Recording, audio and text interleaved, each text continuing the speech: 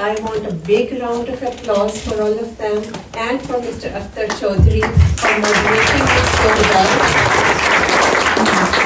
for giving pertinent questions to all of the worthy panelists, and to the worthy panelists for contributing it so well with so new vistas of thought. You have sowed new seeds certainly in the minds of the audience also.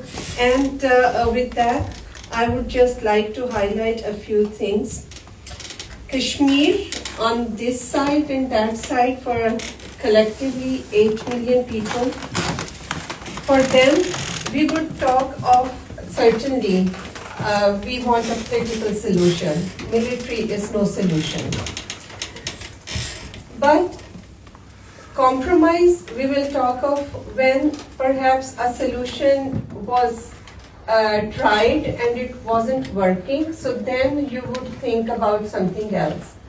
What we are calling for which we are trying to sensitize the international community and Gen Z now today, and that the way forward, which has been an outcome of the collective wisdom at the United Nations, that has still not been implemented.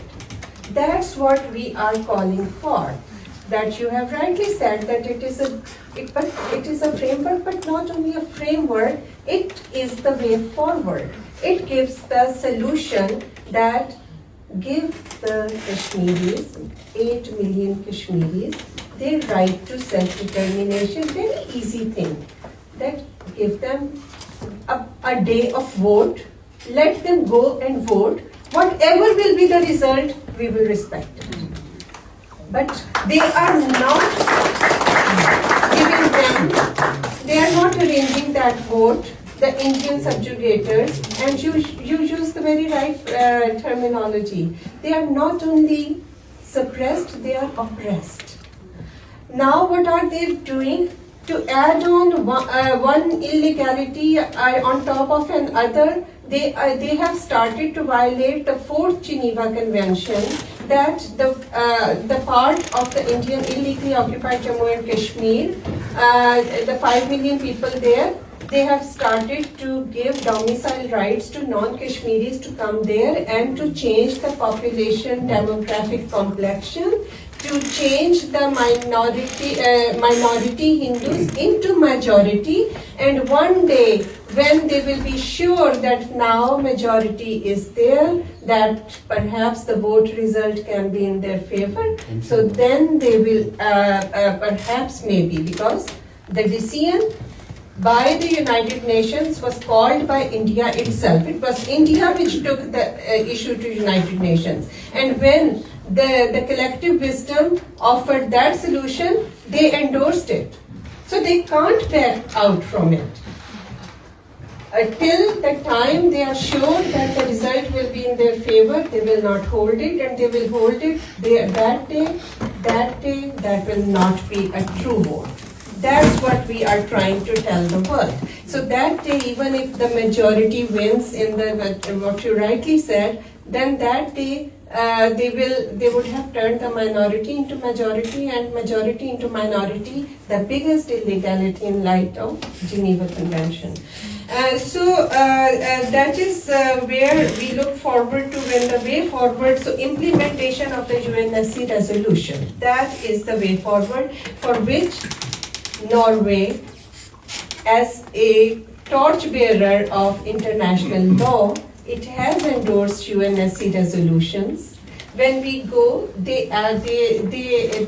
although their neutral, their position, official position may be neutral vis-a-vis India and Pakistan, but what we appreciate is that in that cautious neutrality, still their upholding of rule of law, their call for justice, their call for upholding of human rights, including right to self-determination, that is very much there. In Norway, I have seen that since 2015, March 2003, when we have the International Day Against Islamophobia announced by the United Nations, Norwegian MFA certainly makes a call out on that day to, to stand against Islamophobia. So, Norway is living up to its determinants of foreign policy that it, and in the civil society again, I want to highlight. Just we saw in May that when Aftenposten, we had an debate article by former Indian ambassador where it portrayed Pakistan in negative so-called terrorist light. So the Indian civil society came up with critical voices. And then there was Amnesty Norway's former head, Mr. Jan Borgen. He also wrote and he highlighted how India was perpetrating human rights violations in Kashmir. So these are definitely the results of the sensitization which our Pakistani Norwegian community is doing. As you raised, whenever you got the first floor, you raised Kashmir question. So Kashmir is our jugular vein. Kashmir runs in our blood. Wherever you are now in your country of choice, you are raising Kashmir. So we are thankful for that. Embassy is thankful to you. And with that, I will not stand between you and light refreshments. But before that, I have to complete my vote of thanks before I call for dua. So I must thank the audience, as I said, for coming out. I must thank Mr. Shakil Akhtar for writing in newspapers, and also among those who stand in solidarity rallies or who will join, I think, another solidarity program by Tehreek Kashmir. I must thank Nasir Akbar and Akil Chaudhary, Akil Kader, who again take time out from their own jobs to come and cover this program. Through their cameras, through their lens, these voices, these very wise voices will be amplified to the larger public. So I am really thankful to you. And I am also thankful to my team, Faraz, Salim, Rabel, Sadaf, Hidayat, Faisal Saab, so many others, Satar is one, whomsoever, for putting this program together for us. And as Palestine name was taken, we cannot Kashmir, our program for Kashmir, without mentioning Palestine. Pakistan has joined Board of Peace with the same objective, that if that Board of Peace is presently for Gaza, but one day Kashmir issue will also be, inshallah ta'ala, brought to that level.